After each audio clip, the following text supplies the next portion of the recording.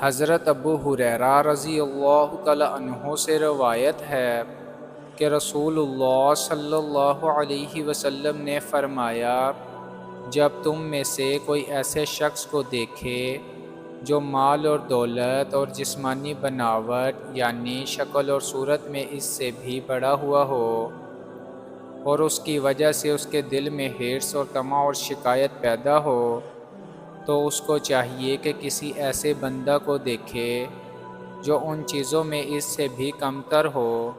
تاکہ بجائے حرص اور طمع اور شکایت کے صبر اور شکر پیدا ہو۔ انسان کی ایک فطری کمزوری ہے کہ جب وہ کسی ایسے شخص کو دیکھتا ہے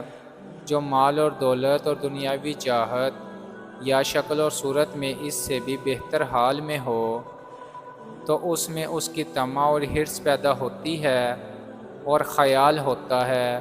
کہ اللہ تعالیٰ نے ہم کو ایسا نہیں بنایا۔